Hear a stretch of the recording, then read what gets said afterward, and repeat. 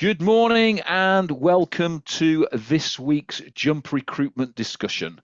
This week we're talking very much about building high performance teams in a hard market, a bear market, whatever type of market you want to describe it as at the moment, but in that type of market. In this market, and let's be honest, when we start to look at the last big downturn in 2008, this downturn is probably a mere drop in the ocean.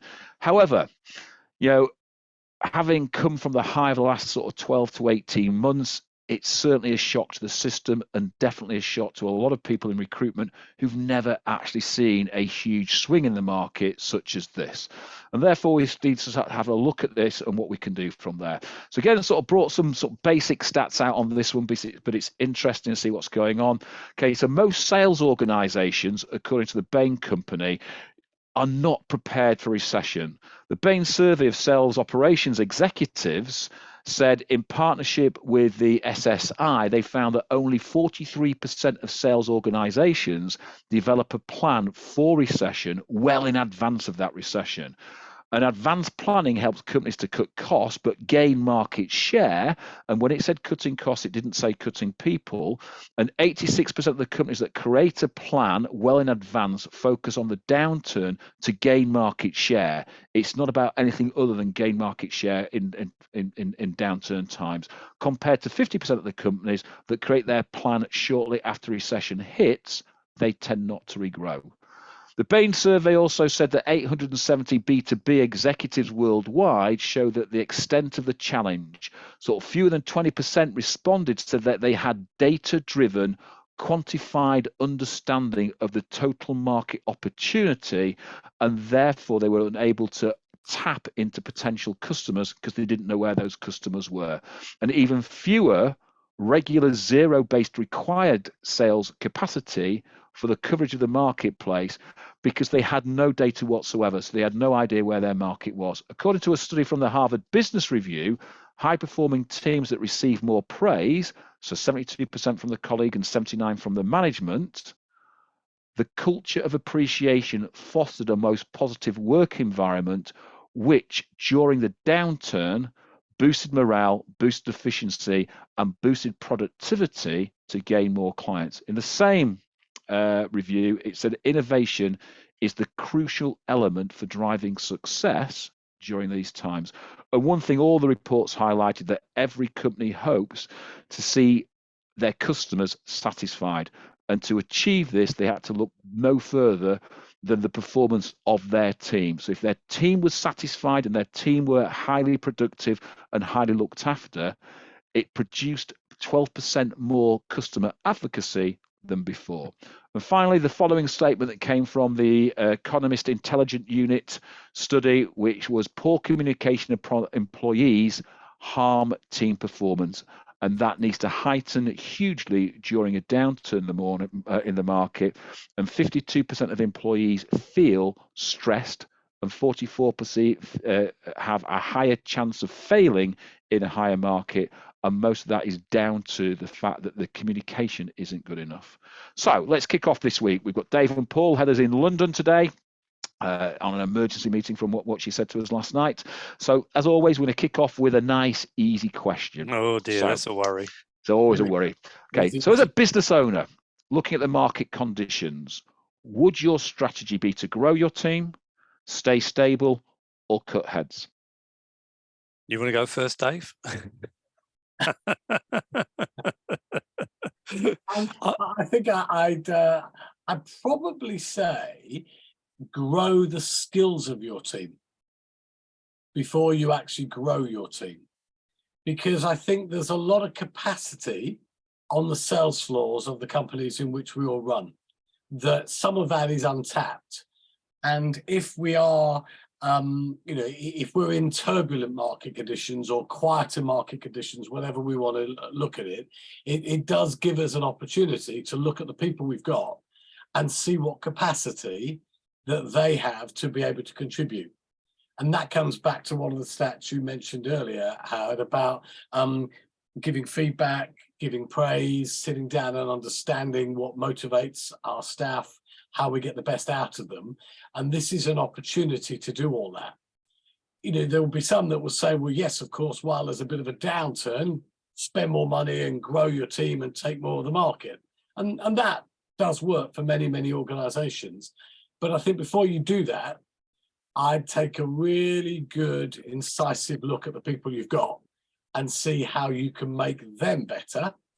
Because if you've got 10 staff and you can make them all 10% better, marginal gains, things we've spoken about before, that saves you investing 40K, 50K, whatever the number is, on hiring more people. So I'd do that first before I made any intelligent decision whether to grow or cut in terms of numbers.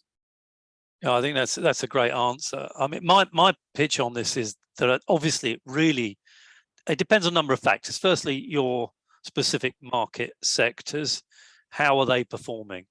We know it's tougher out there at the moment, although as Howard correctly said, we've had tougher times in the past. But at the same time, some market sectors continue to be stable. And in fact, there's real growth opportunities in several. So I think it depends on which sectors you're involved in, or indeed which sectors you're considering developing further growth into. So I think that's the first point. The second thing I would say is that, it's too easy to sort of just look at the situation and, as Howard's put it, are you going to remain stable, cut heads? My view would be it's all about making sure you get, and I think you've alluded to this point, Dave, better performance from existing people. It's very easy just to have a knee jerk to anything that's kind of a blip. But I think the important thing is to look at who you have, how much more support can you give them, coaching, development, training. Can we get better performance from the people around us? That comes down to the support we provide, the leadership that they receive and so forth.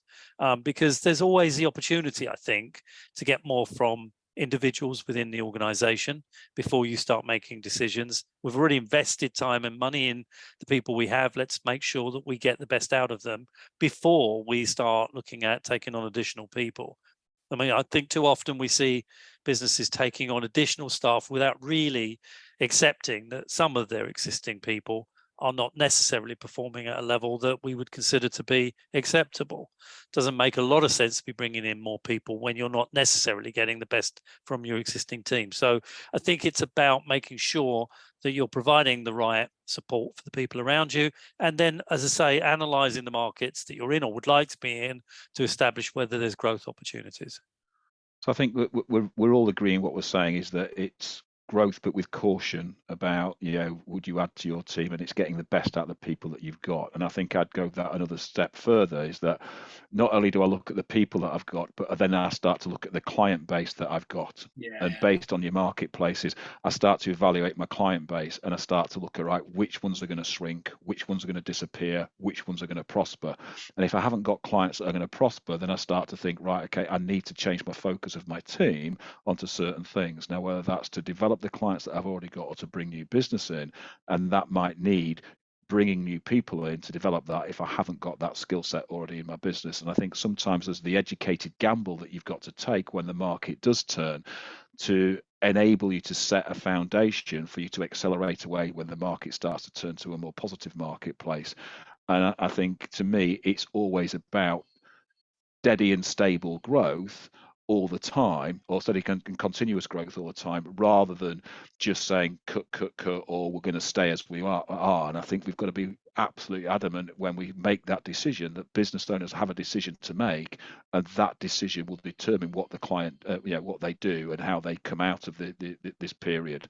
And I always think it's not about focusing on what's happening today; it's what's happening further down the line and making those decisions. So to me, I'll be looking at a growth strategy, but with caution, depending on what's going on. So obviously we've talked about this on numerous sort of different levels on various different times. Why in a bear market or a hard market, why is this one of the best times then to develop your team and develop the people within your business? You alluded to that, Dave, straight away. Yeah, because you've got the opportunity. Everything is perception-wise. Lots of things may be going against you. It's more difficult to find candidates, more difficult to close candidates. So along all of those different angles, about from requirement to cash, along that whole spectrum of which we operate, there are more challenges. So therefore, there are more learning opportunities. There are more training opportunities. And you know what? You could argue that if we can run a business through COVID, yeah, we can do anything. We created a business during COVID, so we should be able to do anything. You know, it's one of those, hopefully, for many people, it's never going to be as tough as it was then. For some businesses, of course, it was fantastic. But for many leaders, it was a really tough thing. So there's an opportunity to train and develop. And that comes back to that earlier point I said earlier, that our people want feedback. They want our attention. They want to be able to spend time with their managers, with their team leaders, with their directors, and understand what it is that can make them better. So in these type of markets, there's a real opportunity to get closer to our people. If we're running a business of 200 staff, that may be more difficult for the chief exec, but he or she will have other people that they can filter that knowledge down to. If you've only got 10 people, then you should know them inside out, and you should know where their strengths are, where their weaknesses are, where they can improve. And you can help them with client mapping, with candidate sourcing. All that sort of stuff is an opportunity. And of course, as we know, if you get an opportunity, you want to close it when it's a bit tougher. So work closer together, work in teams, get the best. What's the DNA of the best person? You know, you find that and transfer that to other people. Try and get them to understand it. I mean, look. And Stephen's just put the question about in the office. Yeah. And of course, we're not in the office. For everybody's not in the office, and it can be done online. And many of us ran businesses online. You can still do that online. My preference with a sales team, if you can do it, have them all in the office, because you get that camaraderie. That's my preference. But I recognise that in this new world of work, that doesn't work for some people. So you've got to do as much as you can. Look, I mean, bear, bull, stag, it's a zoo out there, right? Ha ha, bad joke. And I think that at any given point, no matter what the market, there's always a learning opportunity. We always improve our performances through difficult times. You know, when it's easy, anybody can do it, frankly. And when it's a bit more challenging, as it is presently, and as you said earlier, we've been through worse, we personally have been through far worse. Over, in my case, nearly 50 years in the industry. So it's certainly challenging now, but this is where you learn. This is where you get the pain that helps you to get the gain. And I mean, I actually think when I look back at my own career, and I'm sure that everybody listening here will nod their heads to this, the points at which I've developed at my quickest pace has been when life's been more challenging, when it's been more difficult. And I think one of those moments is we're at it right now. It's a good opportunity, as you said, Dave, correctly, to really start to spend time coaching and developing people. If it's more difficult to get clients interested in candidates, to get them to make quick decisions, or candidates to make choices at a pace that we would find acceptable.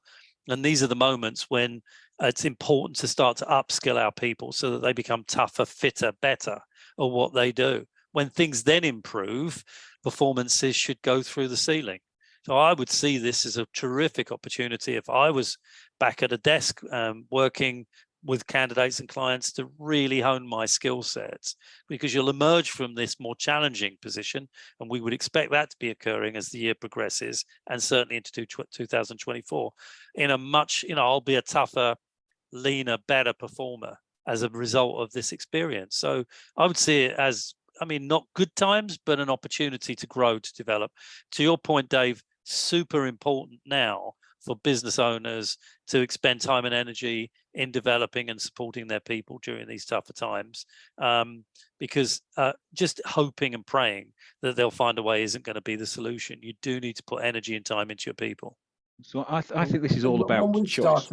When we started, Paul, electricity came along, and suddenly we could do our work in the light. Listen, mate, I used to place typists, copy typists, and secretaries, and we had to test them. So we'd say, "Can you use a manual typewriter or an electric typewriter?" And I go back to those days. Absolutely. We joke, but whilst you two reminisce about the day when print took the world on. I think this is all about opportunity. And I think it is absolutely about the mindset of the owner of the business.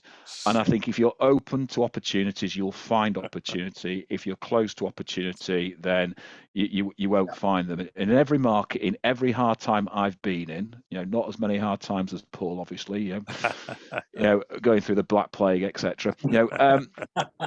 I've always found that in hard markets, that's where I've grown the most, because we've had to work in a harder fashion and a diligent fashion. But I've always believed there's opportunity in those markets. So in every hard market, there are clients that will grow. In any market that you're in, there's clients that will flatline and there's clients that will flail. And it's the choice that the leader makes, and it's the actions that they take that enable the business to grow. So it's about taking the right actions. Do I develop people? Do I grow people? Do I train people?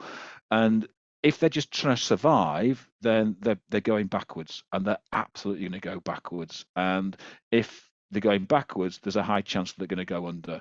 So I think the choice is determined by the actions of the leader in a hard marketplace, and what actions that they take. And if they take a forward front action, then you will survive and you will grow. And I think it is about that. So I think developing your teams at this time, that's the choice that the leader makes. And if the leader makes the right choice, then you will start to take market share from your competition, especially those that are saying, I'm just here in survival mode, because they are generally going to go backwards, and a lot of those will go under.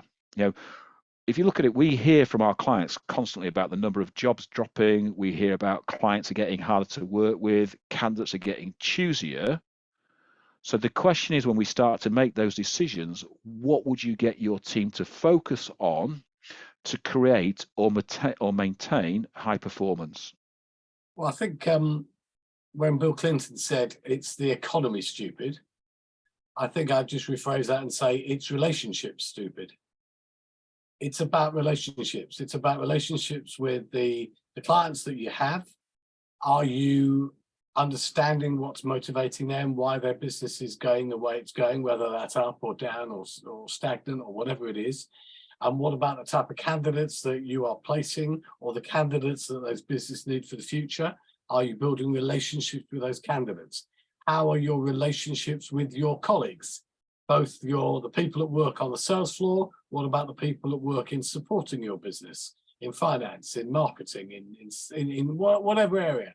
What are your relationships like? Because that's what will sustain you. That's what will sustain your business as you begin to develop stronger relationships, as you begin to get back a bit more profit that you may have lost if times are tough. Just to say, it isn't tough for everybody out there at the moment. I know some companies that are doing really, really well. And yes, the candidate market is a bit tighter. There's no question about that. And in certain sectors, jobs are off compared to where they were. But that's only because we had such a massive boost post-COVID, where nobody was hiring across the board. Now suddenly they are. Now we've come back again, but not quite as bad as it was before. So for most companies, or for many companies, it's still okay. So I would just get everybody to focus on relationships, internal and external, because there's nowhere to hide. If you haven't got work that is of value to work on, you can't hide. And if you've got people in your office, home, wherever they're working, who are hiding, they're the ones you need to work on more closely with. So I agree there, Dave, about the market and what is the marketplace. And I do think there's a lot of, we're seeing people remove people from business at the moment, which we'll talk about a little bit later on.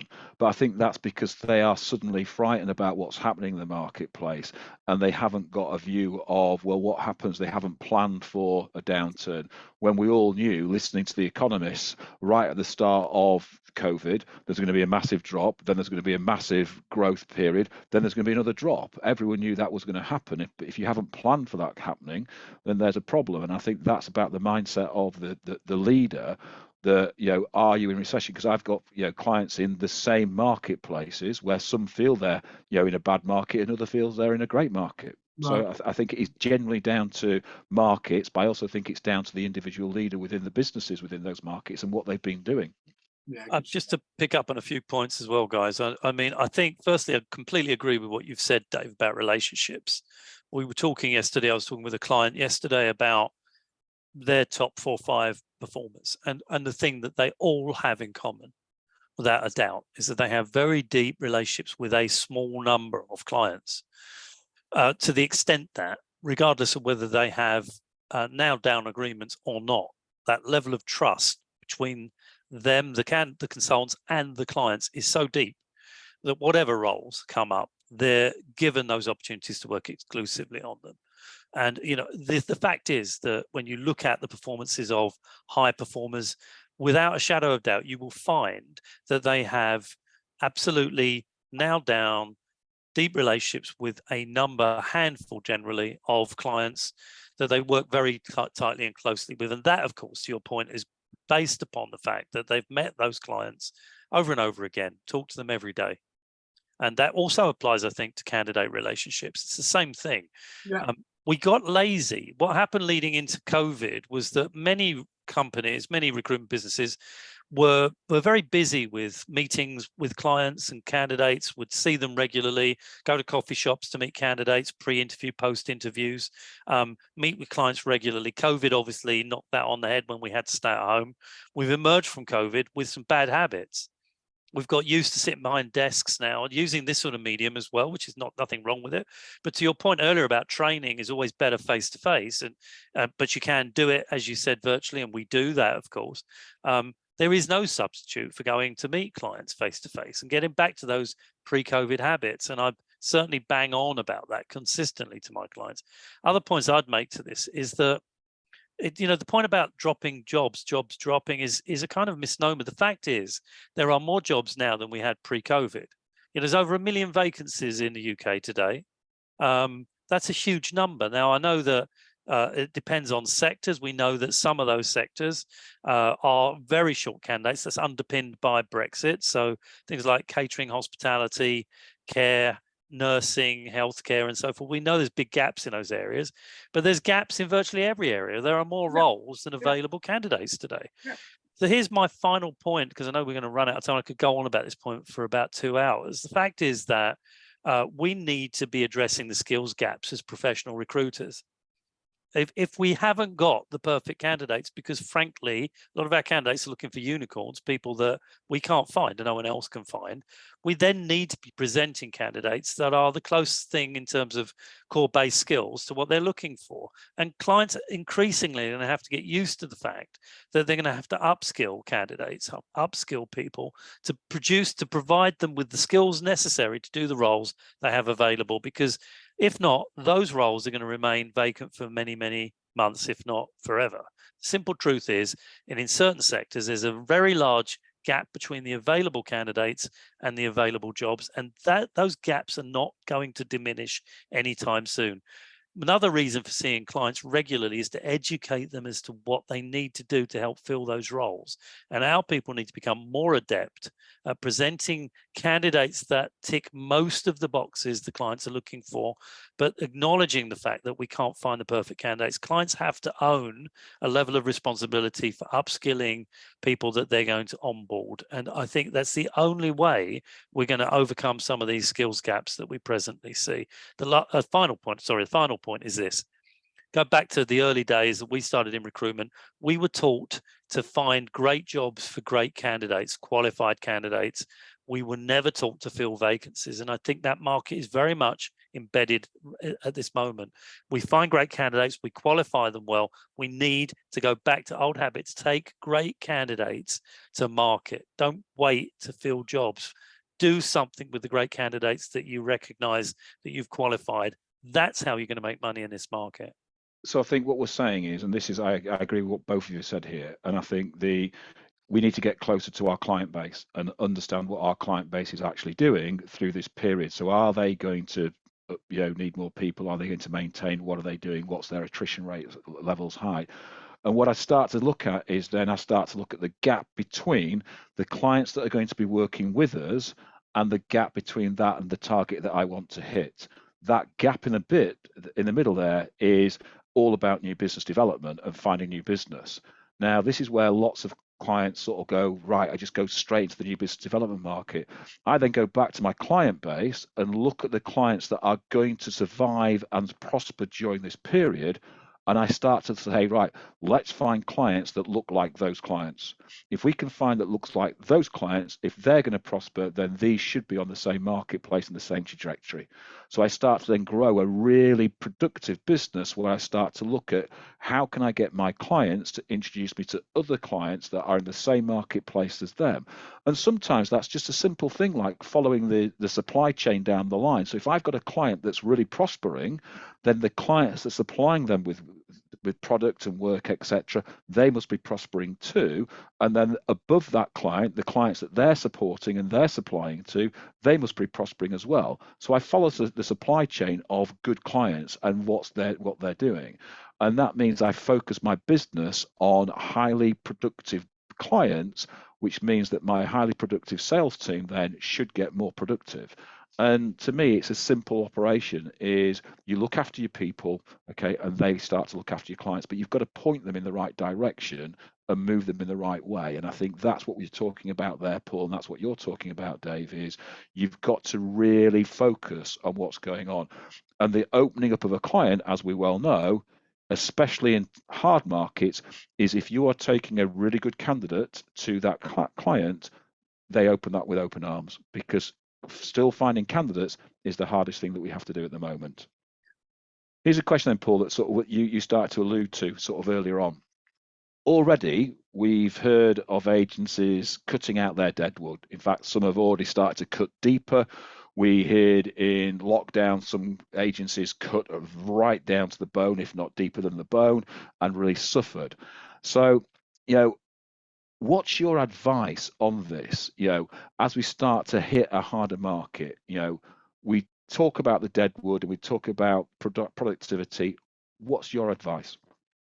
Look, I mean, I know you've used fairly blunt language, dead wood and so forth. So I think that it doesn't matter about what the economy is doing. No recruitment business can afford to carry people that are unproductive. And I think just to qualify that, let's be very clear. When you bring people into your business, you have to accept that it's going to take several months to get them to a level of productivity. So, if you're going to invest in new people, don't expect them to be hitting the ground running and making you a decent income overnight. It isn't going to happen, especially in a tougher market, and especially if you're bringing in people that haven't worked in the industry before.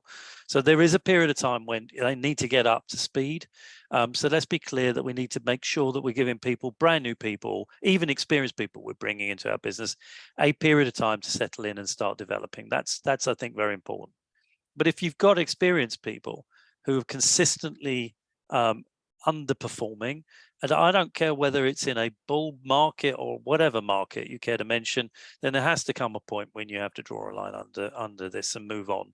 We can't afford to carry people, but I am set against overreacting and starting to cut deeper and deeper, because if as we know, if you cut too deep, you kill the patient. So you have to be extremely careful about pruning, if that's the expression, making sure that you are not going to lose people that are going to be really great for your business when there's an upturn. And we do expect an upturn. There will be a return to a slightly better economy as we go forward. I know the government have said, for example, that they want to bring down inflation by Christmas. I think that's a rather debatable point now, but there is definitely going to be a movement forward to see an improvement in the economy, because we have got an election in 15, 16 months. So we know that things have to improve, and you don't want to be losing good quality people at a point at which you're going to be out there in 6 months looking for the very same people to bring back into your business.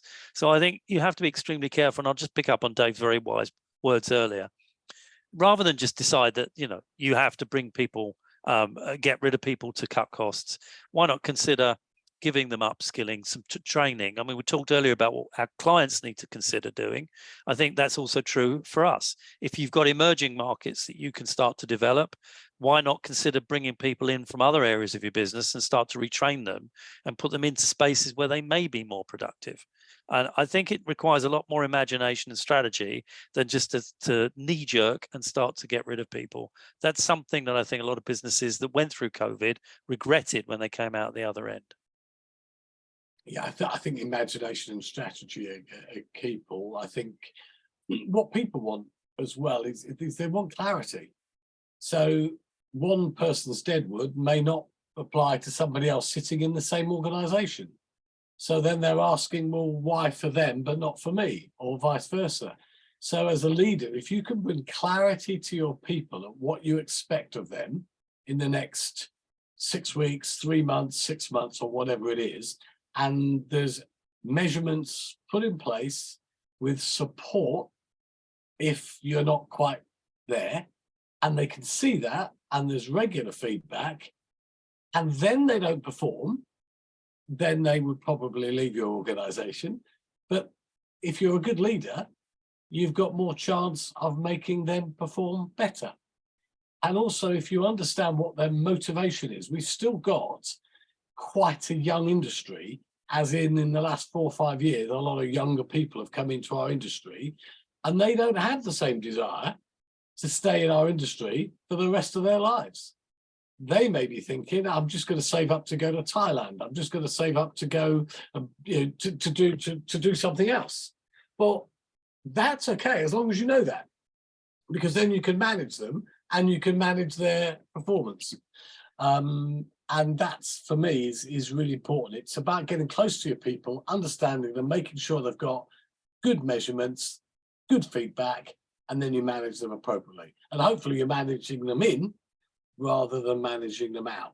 But if it is a case that you've got to manage them out, do it quickly and don't carry them. So I think it's a case of, isn't it, capacity and capability. You know, what capacity do you need to fill the jobs that you're coming in from the clients? And a lot of clients in, lockdown, when they shed, a lot of agents where they shed people, and all of a sudden the clients started to carry on developing, then they couldn't cope because they didn't have the people. So capacity has to be an action, and therefore understanding what your clients are doing is an absolute must, and therefore you need to keep the capacity. Okay, then capability is the second part, and it's about looking at the capability of the people that you have within your team. Can they do that? And I always think and I don't think we're anywhere near this as yet. I don't think it's as bad as any of the people are making out, or half of the people are making out, stuff like that. I always think when it's at this side, who would I want in my corner? Who will stand up and actually do the things that need to be done when times get hard? Because you'll find that some people won't do that, and some people will. And sometimes it's the people that you don't expect that will stand up and be counted when the time comes. And there's those that don't. And there's how many times do we hear people through lockdown saying, my biggest biller, is not doing this, he's not doing that because he's, upset, or she's upset about this, that, and the other.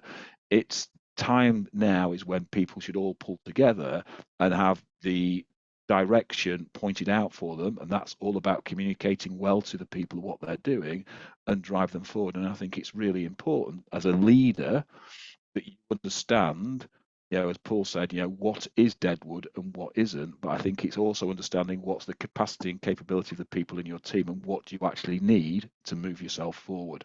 Okay. Howard, just a quick point just before we move on to the next question. And you and I saw a guy called Scotty Mills recently, who's one of the most decorated Marines of all time. One of the things that stuck with me when we were listening to him, he was an amazing speaker, was that he said that the Marines training, induction training, is the toughest in the world, or thereabouts. And their whole methodology is on the final 3 days, they have to do, I don't know, a 26-mile march with a full pack. And if one person in the group fails to cross the line, the entire group fails. So you have to make sure, if you want to pass induction, get your green beret, you have to make sure that everybody in your troop crosses that line. You all have to pull together. You all have to, even if it means literally carrying the other guy over the line. It's a decent analogy when you think about what we need to do with our own people. It's a decent analogy in relation to having that great culture in your own business. You know, if one person isn't making the grade, then that affects everybody, and it's everybody's responsibility, not just the leaders, but everybody's responsibility to try to pull that person over the line to get them up to the right level. It's a decent analogy, and if it works for the Marines, it should work for us. And I think it's also about that, not panicking, because we were at that session, but I was talking to you guys afterwards about a friend of mine who was in the Marines and was in Afghanistan, and he talked about one of the most frightening moments that they had, and he talked about the discipline and the unit together. So they'd been helicoptered in somewhere to evacuate people. As they're trying to evacuate out, the helicopter had some sort of malfunction, and the engineer gets out of the helicopter, bullets flying in left, right, and centre, saying, and we're just stuck helicopter waiting to take off, absolutely panicking because we're all getting shot at. This guy gets up, gets his toolbox, opens the bonnet, I suppose, whatever you want to call it, does what he has to have to do, engine sparks up. He gets down and they're all shouting at this guy, get back into the helicopter, and he laid all his tools out on the floor and then counted them systematically to make sure he had the same number of tools before he went in as he had when he came out. So he hadn't left anything inside the helicopter that could bring the helicopter down. And he said that was the most frightening thing that he's ever seen. He said, but that is all about being dependent on each other, looking after each other, and making sure that everyone has their best interests at heart and nobody cuts corners. And I said it's about having the right people in your corner, stand up and do the right things all the time. And he said, and that could have saved 50 odd people in that helicopter's life if he'd have just left a tool in there. But he sat under fire counting his tool and then got back in to make sure that everyone's okay. And I think that's what we're saying, Paul. Get the right people on the bus, make sure you stay on the bus, and make sure you look after them and look after them properly. It's interesting that I think I started to allude to this conversation a little bit earlier. There's a little known saying that is, if you look after your consultant, they'll look after your clients, and in turn, your clients will look after you. So why is looking after your consultant then in this market the key driving high performance from your? I think it's so obvious, isn't it? That those consultants that are looked after, that feel valued, that are making a contribution, will perform better. I think the challenge for us as leaders is that of expectation management. In other words, what does looking after mean? Because I think in today's world, with a younger workforce, for the most part, their expectation is significantly higher as to what their employer will do for them and to them than it was back in our day, in my day. Because their attention span is shorter, their desire to stay with the organization doesn't exist in the way it did years ago. We heard, didn't we, a number of months ago, that a 25-year-old today will have 15 different jobs and 5 different careers before they get to 60. So a lot of the people that are with us aren't going to stay with us. So therefore, it's about expectation management. What do they expect? What do we expect to give them? If those things match and we can look after them, then they should perform and they should do good work. But if they're expecting things that we know we can't give or that we choose not to give, then they're the wrong people. And then we should be investing in the right people.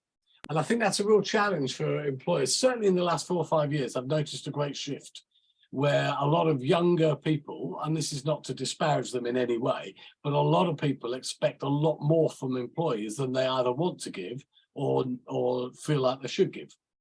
And you've got to get that bit right. So I would define for your own company, what does looking after them really mean? What does it cost you? How are you going to implement it? If it works, then do that, and let's see if you can get better performance.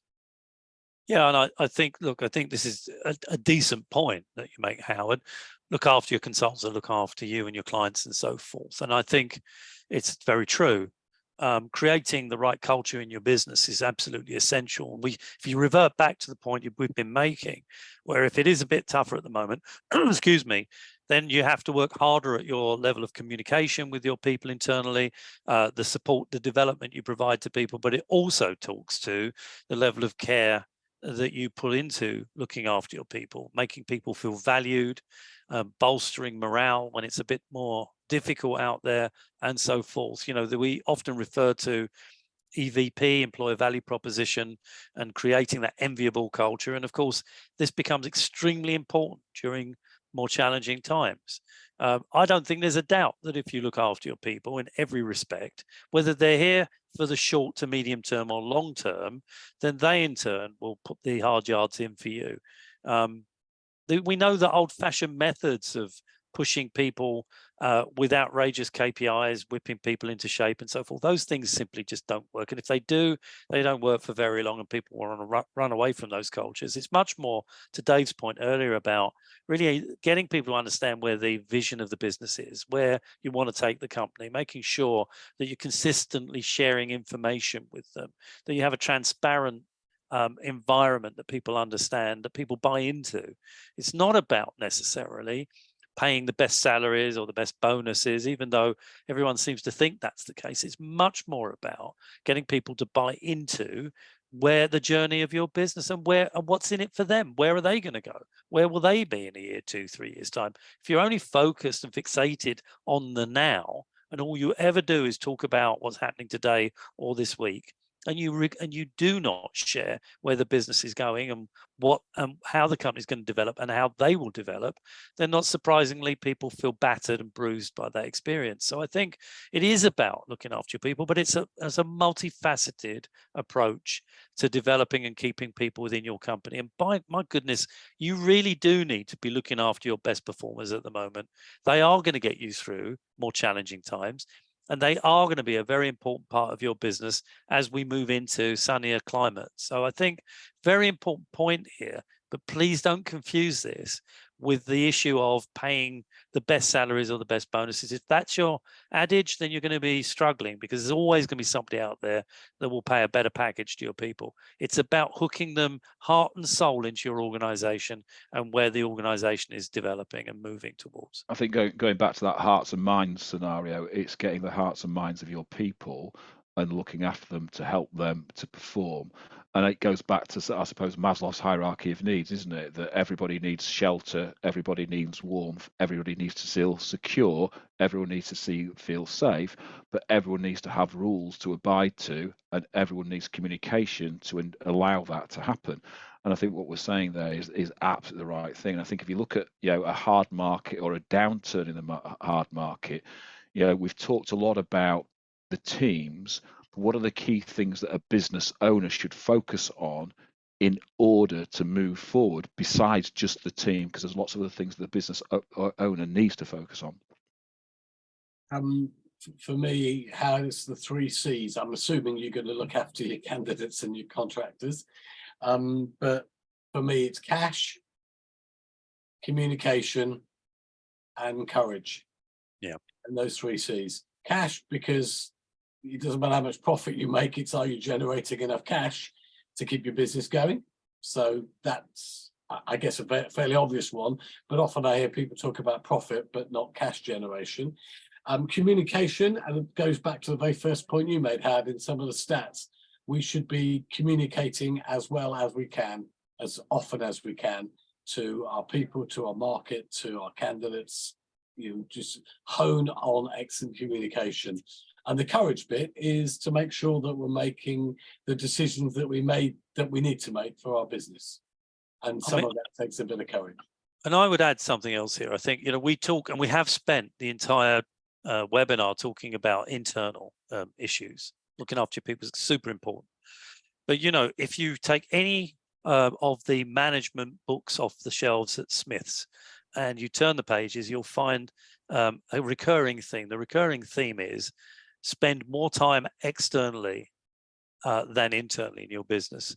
And I think what that really means is making sure that you're extremely close to your clients, that you get your people to be extremely close to your clients and indeed candidates, because in order to develop, to survive, to prosper, you need to be a consultancy in the truest sense. And we were talking before we came online here about ChatGPT. It seems to become a common subject. If we're going to survive and prosper as an industry, we need to be provided providing high levels of consulting and consultative services to our clients. They already demand much more from us than just providing candidates.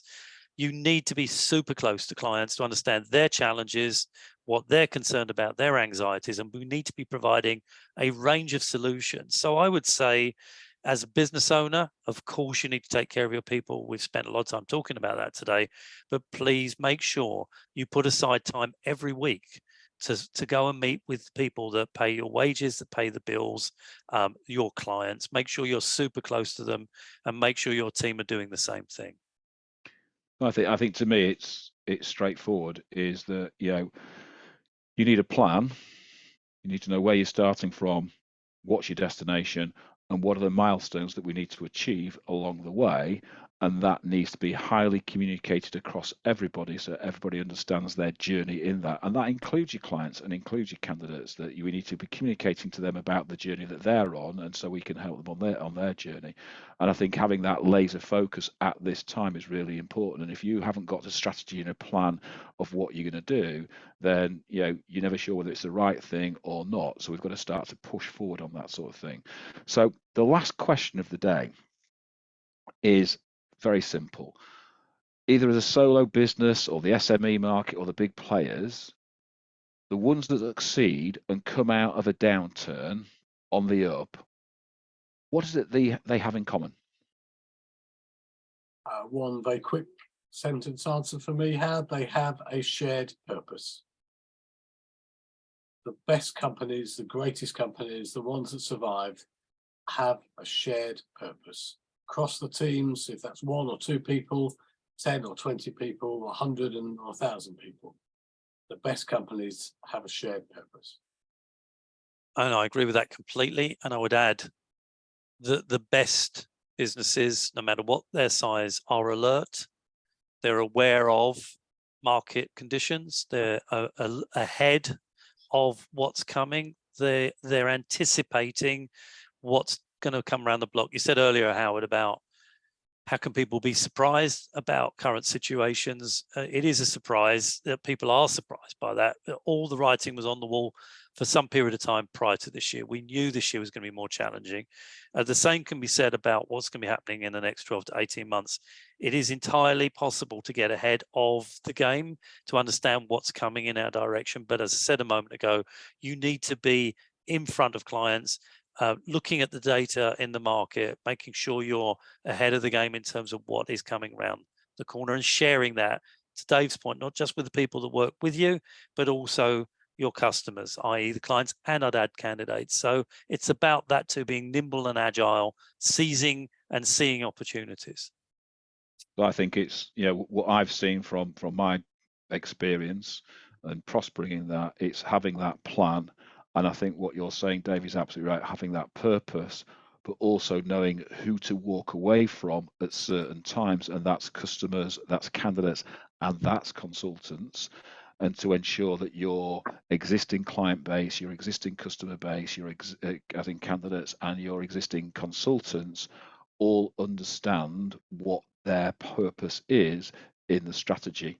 And that's the sort of thing that we need to sort of really relay. And I think that we've been talking about for the last 18 months is don't neglect your new business, where lots of people have neglected the new business, and that's what's happened. So I think we've got to start to think that, get the processes right, make sure that our processes are very specific, very methodical, and very consistent, and we start to create productivity from there. And I think that's, to me, is the biggest thing that we can learn in this. If we cut corners during hard times, then we're cutting ourselves pretty deep. If we don't cut corners, right things, and that's all about having the right plan in place, then we're in a far stronger position to prosper when we come out of the marketplace.